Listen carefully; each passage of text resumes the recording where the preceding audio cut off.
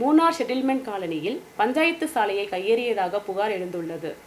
சாலை இல்லாததால் போக்குவரத்து சிரமம் ஏற்படுவதாக இப்பகுதி மக்கள் தெரிவித்துள்ளனர்.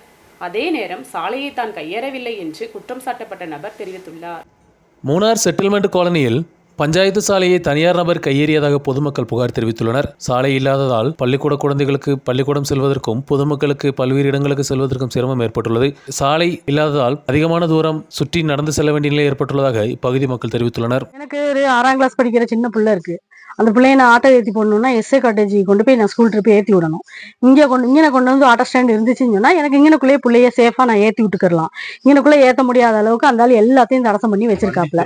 வண்டி திரும்ப முடியல, ஒரு வாகனமும் இங்கே வந்து திரும்ப முடியாத அளவுக்கு எல்லாம் தடசம் பண்ணி வச்சிருக்காப்புல.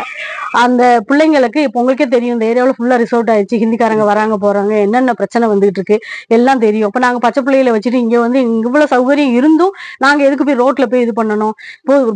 பொதுஜனங்களுக்குள்ள ரோடு இது. அந்த ரோடை கையேறி இவ்வளவு தூரம் ஒரு சல்லியம் செய்ய வேண்டிய அவசியமே கிடையாது.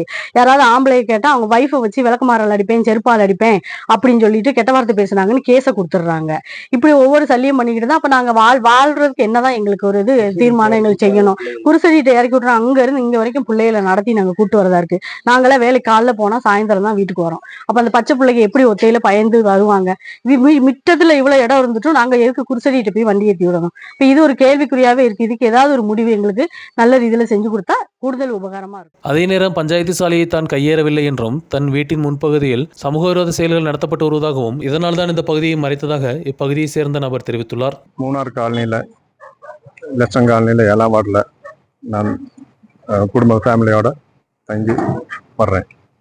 என் வீட்டுக்கு முன்னால் எதிர்வசம் வண்டி பார்க்கிங்க்கு என் வண்டி போட்டு இருக்கும்போது பக்கத்தில் ஒரு சில நபர்கள் அங்கே வந்து ஆட்டோலாம் போட்டுட்டு மீன் வண்டியில் பாக்கியில் ஆட்டோ போடலாம் அங்கே தண்ணி போட்டு பெரிய பிரச்சனை பண்ணுறாங்க. அதை கேட்க போனதுனால என் மேலே எதிர்ப்பாகி கலெக்டருக்கு பஞ்சாயத்தெல்லாம் கம்ப்ளைண்ட் கொடுத்த நான் ஏதோ பஞ்சாயத்து இடத்த கையேறின மாதிரி சொல்கிறாங்க. நான் அப்படி ஏறினதில்லை. நம்ம அந்த இடத்த வீட்டுக்கு முன்னால் என் வண்டி மாத்திரம் தான் போட்டுருக்கேன். அங்கே நீட்டாக்கி கூட்டி பிறக்கி ஒரு போர்டு வரணும், ஸ்மோக்கிங் யாரும் இழுக்கக்கூடாது, எச்சி துப்பக்கூடாதுன்னு போட்டிருக்கேன். அதெல்லாம் சேர்த்து இவங்க வேணும்னு என் மேலே இல்லாத ஒரு கொஞ்சம் நபர்களெல்லாம் சேர்ந்து என்னை அங்கே இருக்க விட முடியாமல் நிறையா பிரச்சனை பண்ணிக்கிட்டு இருக்காங்க. அது தயவு செய்து மீடியா நெட்டிலிருந்து எனக்கு அதுக்கு கேட்டு நல்ல ஒரு தீர்ப்பு வரணும். News bureau, Munnar.